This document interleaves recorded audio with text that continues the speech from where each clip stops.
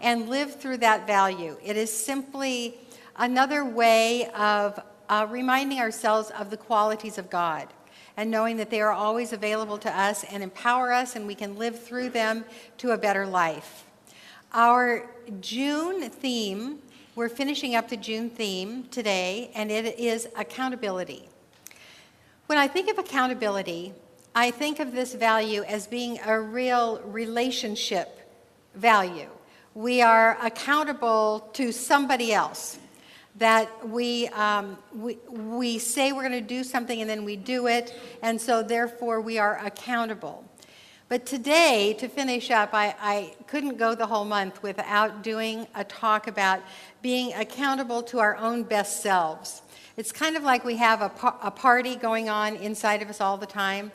Well, actually, remember that Disney cartoon where there was a little angel Goofy on this ear and a little devil Goofy on this ear, and they both kind of talked you into either a high action or not so high action? Well, that's true. We have these voices in us all the time, and if we are continually working on our self-love, on our self-discipline, on consciousness growing, and all of the lessons that we try to embody here, that's where we are accountable to ourselves. So the title of this talk today is Being Accountable to One's Higher Self. And I want to draw your attention to the altar now. This is, of course, a Marsha Dawson altar. It is absolutely amazing, and I just want to say that those orchids are expressing their higher selves. Is there any doubt whatsoever? And so, thank you, Marsha.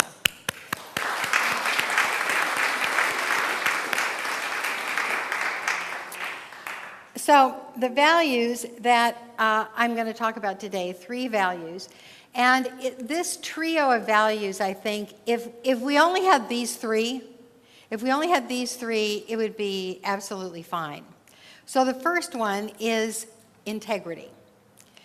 Integrity, of course, means that we act and speak with honesty and with honor, and that we do what we say we're going to do. When we're integrous, we are safe with one another, and we're trustworthy. So all of that goes into integrity, and if you only had one value to live by, this would take you a long, long ways.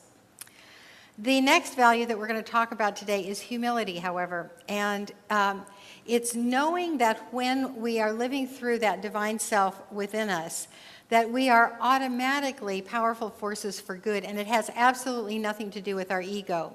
In fact, when Bob gave that wonderful welcome this morning, and he talked about surrender and how surrendering to love is well, highly recommended for us all, that in order to be able to do that, there is a humility involved. It's like, okay, I'm going to let love overtake me, and our ego steps aside.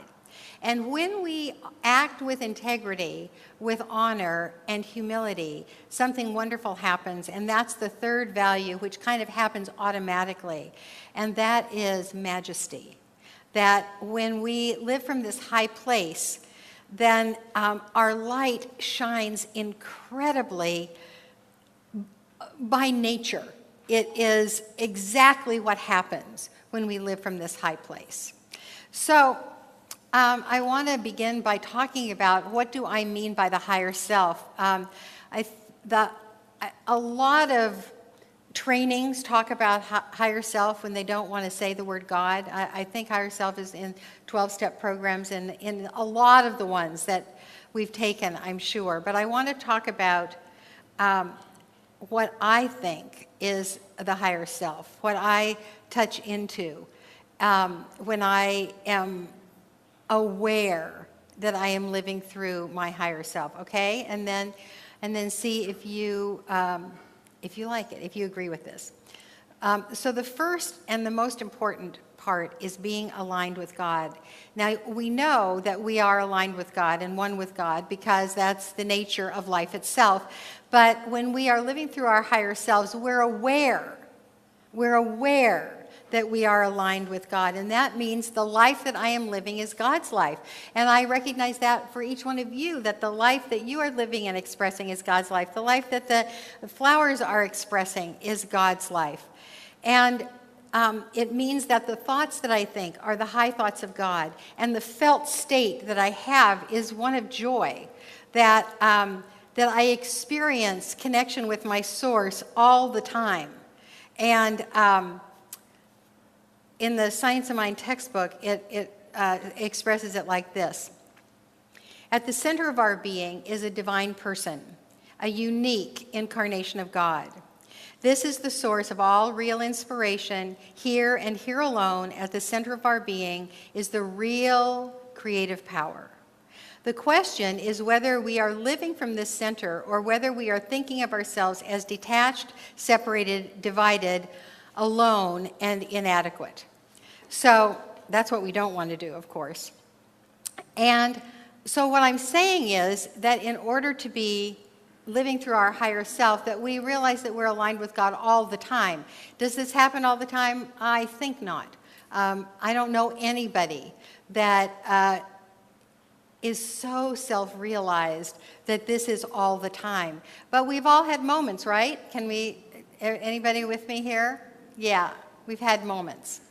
So that quote from the textbook talked about never feeling alone or afraid. So that's the next point, that when we are living from our higher self, we're never afraid, separate, or lacking.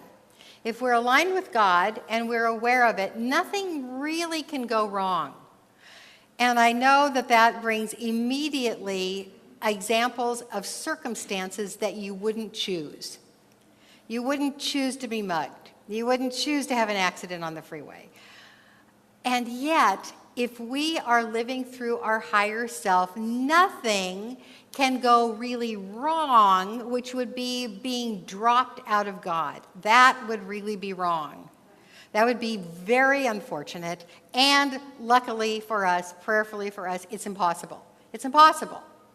So the idea that nothing really can ever go wrong, and we don't need to ever feel afraid, separate, or lacking. Do we ever achieve this? Again, I don't know anyone that's achieved this, but if we know that that's the direction we're going, that's the map. The map is that we're not afraid, that we're courageous and connected all the time, then we have a greater opportunity of being that. Our higher self, in living through our higher self, we are always experiencing intense well-being. So what do I mean by intense well-being? You know, Mary Morrissey, in many of her programs, she says, what is natural for everybody is several times a day for us to be able to say, I love my life. Just like that. Just, I love my life. That's intense well-being. That is happy for no reason. That is being joyful and peaceful and connected and in love and surrendered and safe and all of that all the time. That's intense well-being. And honestly, anything else is a lie. Anything that when we experience upset, it's kind of like a drama thing, really. It's just, we kind of want that little jolt of adrenaline or something. But it's not, we don't have to be there. We don't have to keep on doing that. We can simply remind ourselves, oh yes, I am one, myself is the God self, and I am connected all the time. So that's the next one, is that not only are we connected to God, we are connected to others and to our good. There's only us here, even the people that you don't like, even those little faces on TV that you yell at. Guess what? We're one with them. We are one with them. My life is your life is God's life. Try saying that to the person in the TV instead of yelling at them. My life is your life is God's life. So we don't have to connect because we're already connected. That's the way of things. That is the truth. Next, living through our higher self, we're clear on our life path. That means you know why you're here. You have a purpose in life and you're living it. And you may not know the next, you may not know 2 steps down the line, but if you know why you're here, the next step will be presented to you. And as long as you take that step, the one down the line will be presented to you too. So living through our higher self, we are not like just being knocked around our life. We are on purpose. We know why we're here. We know why we took birth, and we're living it. Then finally, living through our higher selves, we are completely honorable. The value we're talking about is integrity. And the adjective which I could not find in my spell check is integrous. So that's why it's not up here. But that's what it is. We are, all of us, filled with integrity when we live through our higher selves. We are honest, we are kind, we do not take advantage, we're trustworthy, we're safe. To see us is to see God. And not only is it true for us, it's true for everybody. Everybody has this potential. So again, it's easy to see God in the people you love, right? It's easy for me to see God in every single one of you. And sometimes it's hard for me to see God in some of those faces on TV, but I am reminded of what Mother Teresa said, which is, there goes another child of God in such an interesting disguise.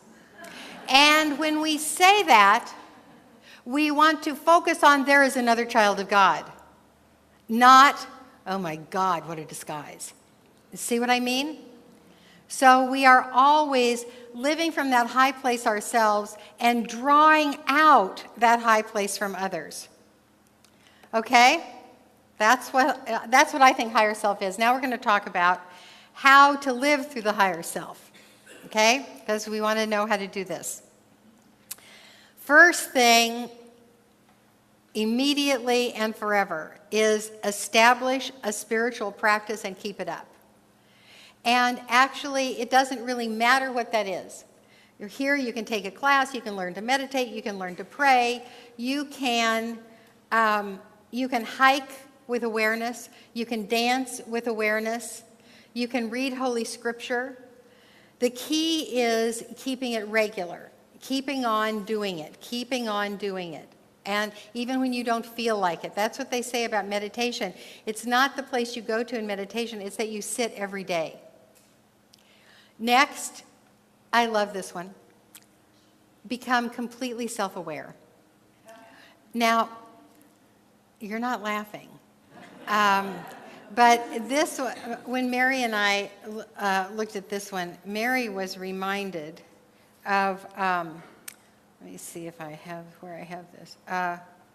This quote by Ernest Holmes. One of the first things to do is to love everybody. If you have not done this, begin to do it at once.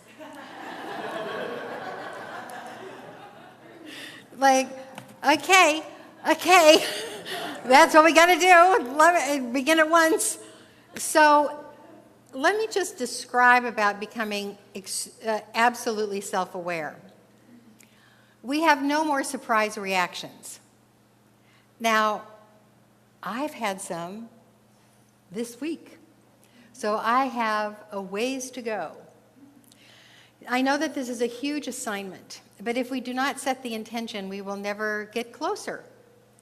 And if we are to really become completely self-aware, we heal any sense of separation, and we become non-reactive.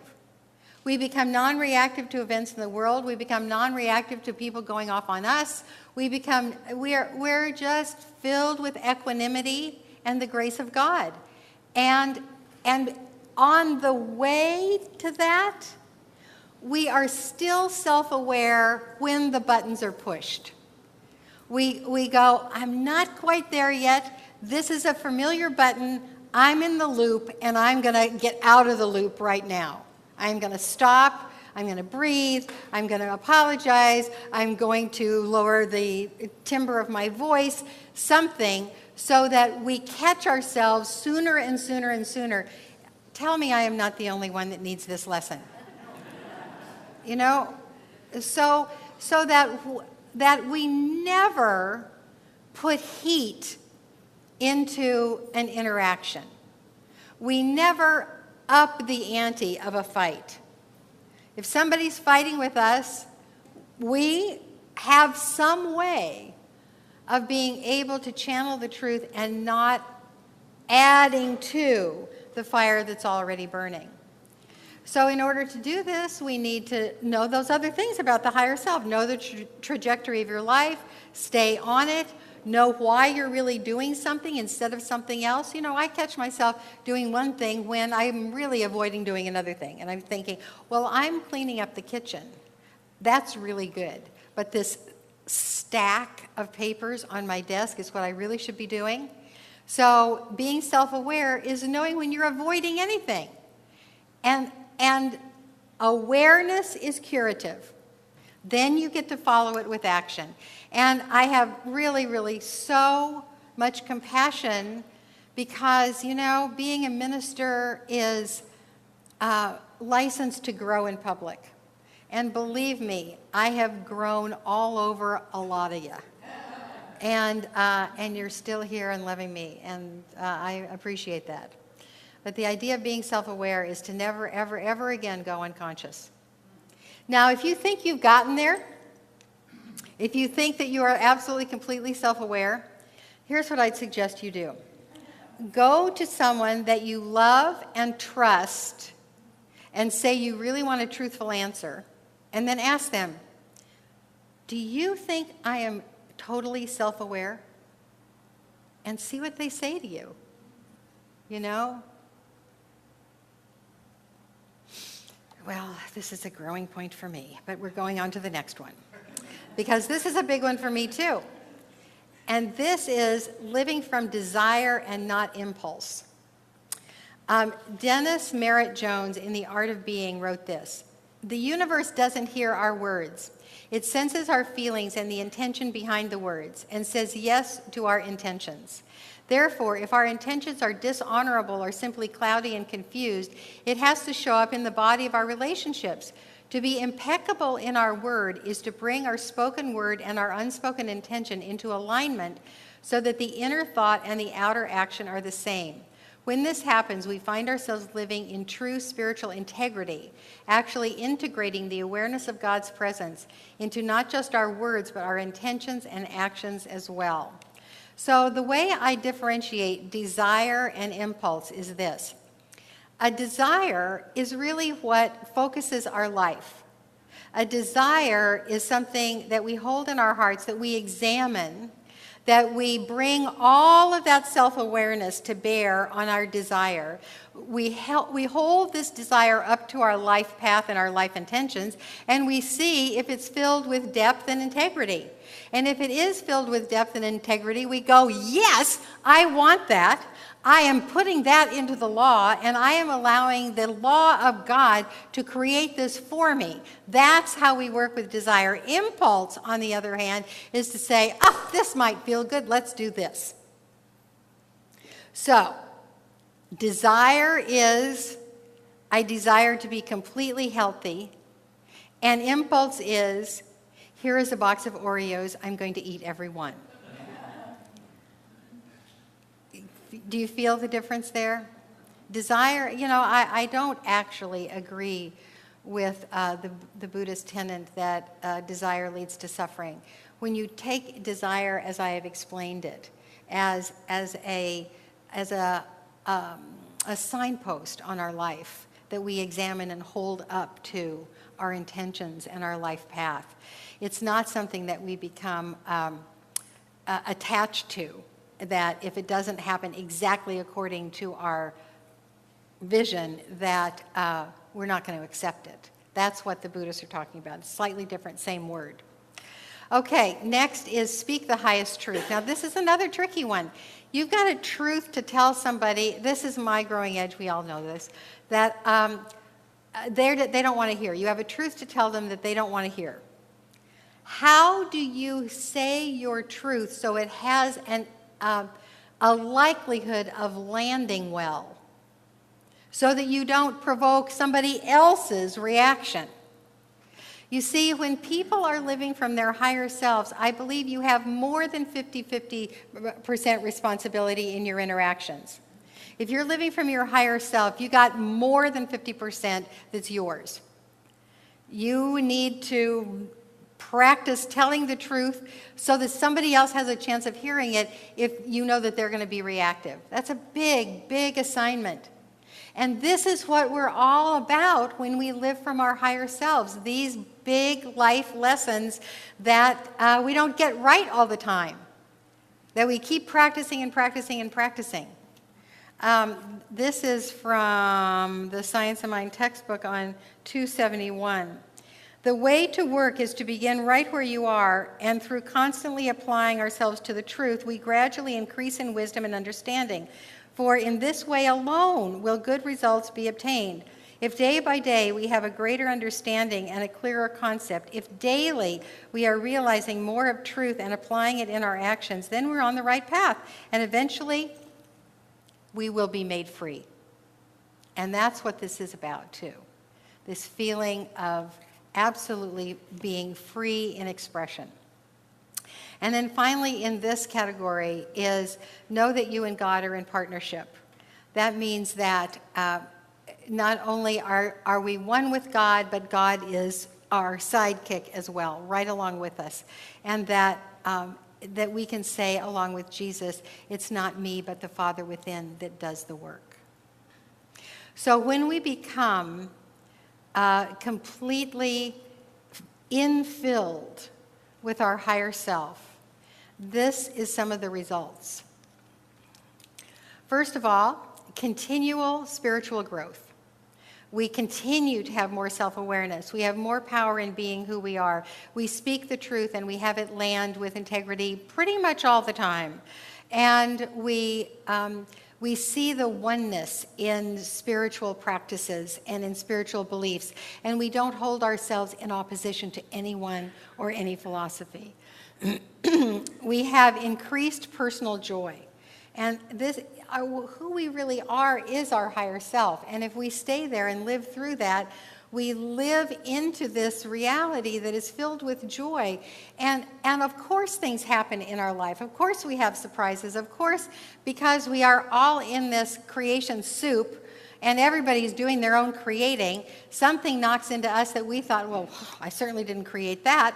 But if we are in the habit of operating through our higher self, we get back to joy pretty darn quickly. When we operate through our higher self, we are beneficial to the whole. So I have this amazing story that came through Facebook. This is from a lovely man in Southern California called Tony DeStefano. And he writes this about he and his partner. We were getting ready to watch a classic movie, and a stranger comes to our door at dusk. She is the neighbor whose home back-to-backs to ours. She was effusive and radiant. I meet Linda for the first time at the front door, and she blurts out, "Are you the one playing the piano?" with unbridled enthusiasm and glee in her voice. I tell her it's Mark playing, and she gushes, "Oh my God, I can't believe I finally found you. You helped me heal. Can I talk to you?" And she and I chatted at the front door, and just 15 feet from where Mark sat at the piano bench, having finished a piece. "Can I meet him? Can I talk to him? I must tell him how he helped me." I was almost in tears right here. Linda came in, and I made her some tea.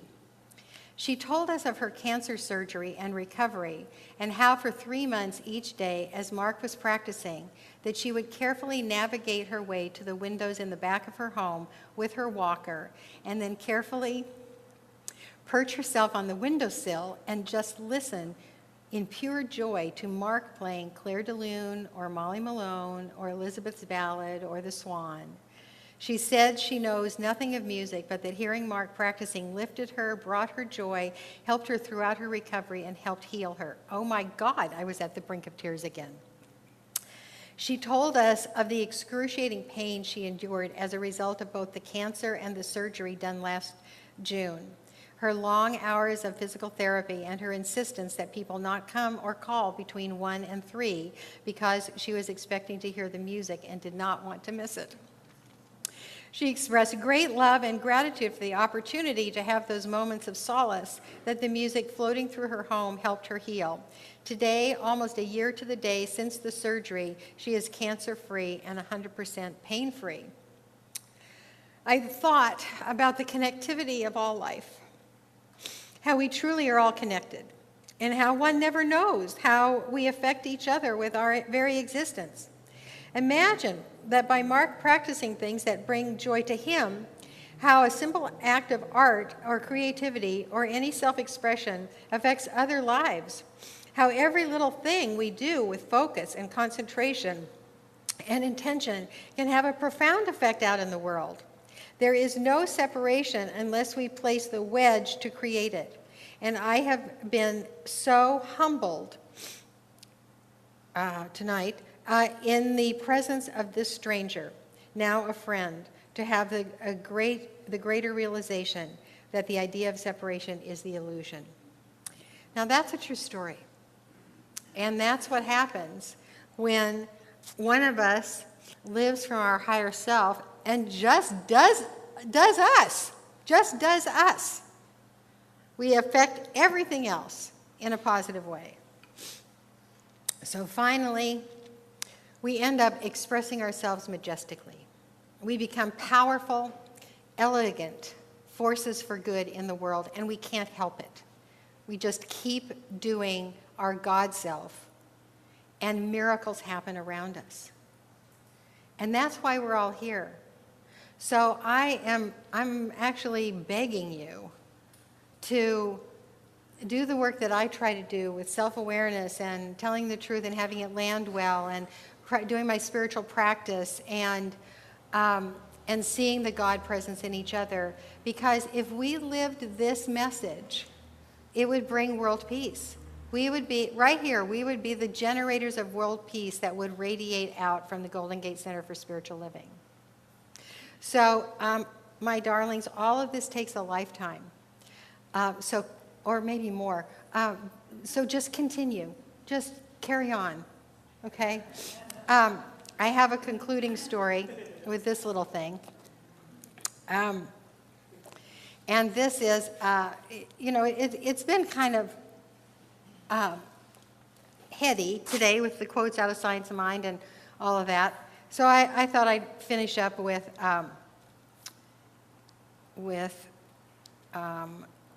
Robert Fulghum, which I have now lost. Just one moment. Aha. Giants, Wizards, and Dwarfs was the game to play. Being left in charge of about 80 children, 7 to 10 years old, while their parents were off doing parenty things, I mustered my troops in the church social hall and explained the game. It's a large-scale version of rock, paper, scissors and involves some decision-making, but the real purpose of the game is to make a lot of noise and run around chasing people until nobody knows which side you're on or who won. Organizing a room full of wired-up grade schoolers into 2 teams, explaining the game, we did it, and we were ready to go. The excitement of the chase had reached a critical mass, and I yelled out, "You have to decide now which you are, a giant, a wizard, or a dwarf." While the group huddled in frenzied, whispered consultation, a tug came at my pants leg. A small child stands there looking up and asks in a small, concerned voice, "Where do the mermaids stand?" Where do the mermaids stand? A long pause, a very long pause. "Where do the mermaids stand?" says I. "Yes, you see, I am a mermaid. There are no such things as mermaids." "Oh, yes, and I am one." She did not relate to being a giant, a wizard, or a dwarf. She knew her category, mermaid, and was not about to have the game and go over and stand against the wall where a loser would stand. She intended to participate wherever mermaids fit into the scheme of things, without giving up dignity or integrity. She took it for granted that there was a place for mermaids and that I would know just where. Well, where do the mermaids stand? All the mermaids, all of those who are different, who do not fit the norm, who do not accept the available boxes and pigeonholes? Answer that question and you can build a school, a nation, or a world on it. What was my answer at the moment? Every once in a while, I do the right thing. "The mermaid stands right here by the king of the sea," says I. "Yes, right here by the king's fool," I thought to myself. So we stood there hand in hand, reviewing the troops of wizards and giants and dwarves as they rolled by in wild disarray. It's not true, by the way, that mermaids do not exist. I know at least one personally. I have held her hand. So, my loves, these are the values of today: integrity, humility, and majesty, which I see in all of you, by the way. For the inner work, I'd love it if all the practitioners would surround the room. And for you all in the center, and we have a lovely visiting practitioner, Miss Rosie Rodriguez from Santa Rosa today. Please feel held in the consciousness of your practitioners that see your majesty. And turn within with me. And imagine that we are going backwards in time, backwards through the decades, just touching picture after picture, going younger and younger through adulthood, and back to young adulthood, seeing ourselves in our early 20s, and then back into our teens, maybe picking up a memory of, boy, I really knew what I was doing then. That was my life path. What happened? Back and back into childhood, being held as a baby, and slipping through the dimensions into the life before this earthly life, where we got our assignment.